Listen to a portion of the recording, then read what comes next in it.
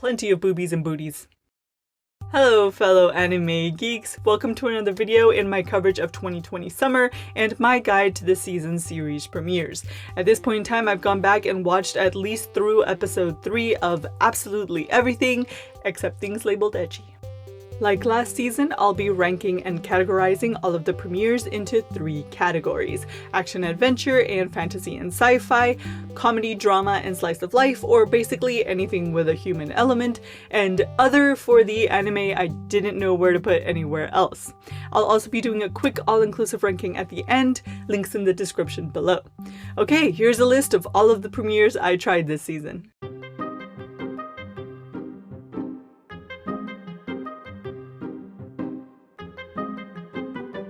It's worth mentioning that Appare-Ranman, Fugou, Keiji, and Houkago Teibou are rollovers from spring. Also, since most of Bungo to Alchemist was released last season and I already included it in my spring guide, I'm not going to be duplicating that entry here. Quick note on Gal and Dino from last season, that has been moved to fall of this year. Also, I'm still waiting on the US Netflix release of Great Pretender. Okay, let's dive into comedy and drama first. In last place, EVOL Love. This otome game adaptation had me laughing harder and harder as the lines got cheesier and cheesier. I was thinking of bringing something over. I think my manager would get mad, but if it's something homemade, maybe he'll look the other way. As long as you are somewhere within the wind, I will surely find you. I just moved in yesterday. I didn't know you lived here. An amazing coincidence, isn't it? Or maybe it's fate. That last one's a stalker, girl! Run! Oh wait, he's good looking. Never mind. Is he smart? Thing is, she met most of these guys like yesterday. She meets 3 out of the 4 guys in her harem in episode 1 on the same day and all under unlikely circumstances. She already knew the 4th guy from college, but we don't need to see any of that relationship building. What's supposed to tie all of these plot lines together? The superpowers our protagonist doesn't know she has. Moving on to number 3, Lapis Re proves you can cram all of the tropes into an anime but still have it revolve around the cute nothing some cute girls are cutely up to while cutely hanging out at their cute club wearing cute uniforms. There's an undercover princess who reunites with her childhood friend at a magic academy with a hierarchical system where she and her group of misfit friends will form a pop idol group seemingly orchestrated by the mysterious academy director that will rival the current top girl group whose leader shares a history with the elder sister our protagonist admires but who didn't want her to go to this academy in the first place. Whoa, that's a lot of stuff to cover. Was the pacing like crazy exciting? Not really. The 3rd episode was about a dodgeball tournament that didn't matter to the plot whatsoever, and the 2nd episode was about finding a lost duck. So, was there any fan service at least? Oh yeah, plenty of boobies and booties. In 2nd place, KANOKARI. Initially, I was taken in by the genre and setting, a fun rom-com about a heartbroken guy who decides to rent a girlfriend for a day. The comedy is good, though a tad lewd for my taste, and the storyline is unique enough. But I got a good heads up from a manga reader in my first impression video comments. The protagonist is kind of insufferable. He goes beyond spineless to plain selfish. He takes his frustrations out on an innocent person doing her job, invades this girl's personal life, and lies anytime he's uncomfortable. This originally reminded me of Oresuki, but even though that anime wasn't my thing, I thought the protagonist a decent guy. I can't say the same thing for this one. Finally, the best of the human stuff is Houkago Teibou. This calm, laid-back slice of life doesn't seem to fall into the cutesy moe girl club category despite being about a club with cute girls. The characters are realistic and down-to-earth, making them relatable. The comedy is great, and I love the original senju at the end of each episode as well as the jazzy ending song sung by the voice actors. I know nothing about fishing, but I enjoyed learning the knots and different kinds of bait used for different fish.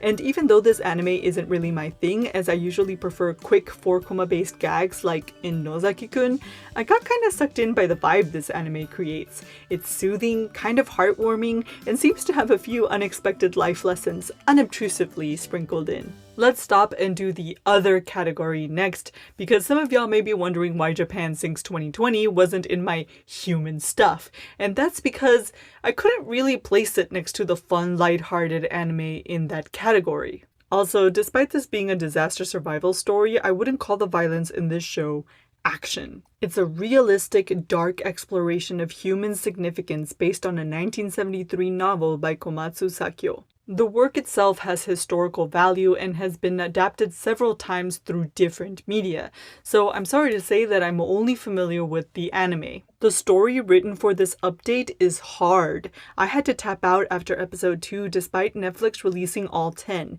The death seemed senseless to me, and I understand that this mirrors the senselessness of the real world, but I personally like my media to give me some distance so that I can explore things with a modicum of calm. This was my hardest episode 3 to go back to because I knew I was just going to be uncomfortable.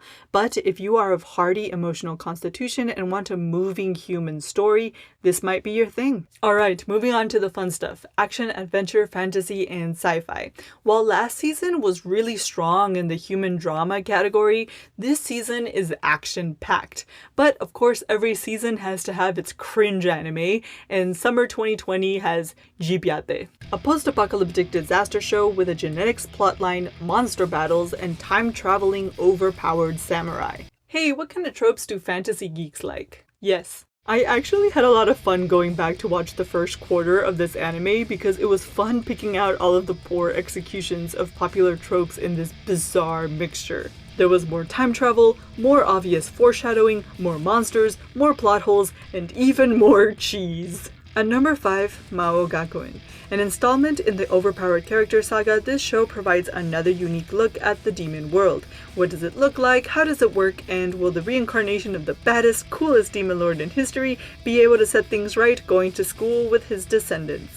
Episode 3 decided to go for supporting character stories, which I thought was smart. If you're going to do an overdone genre, focusing on the drama of a specific character situation is an intelligent way of creating something different enough while still keeping the fun genre. But episode 4 left me scratching my head at the magic our protagonist pulled off. But hey, to be honest, I'm probably gonna just keep watching it because the things I like aren't always very good. Looking at you, Kami-sama Hajimemashita. At number 4, God of High School. Named after the martial arts tournament in this story, this Korean manhwa adaptation offers an interesting mixture of components that give the tournament genre a grown-up facelift. Good comedy, dynamic fights, cool characters, and quick pacing. The art style is also unique and the mood is fun despite the brutality of some of the fights. The sci-fi component with nanobot healing and the unexplained powers some of these human beings exhibit create an exciting feeling of, I want to know more.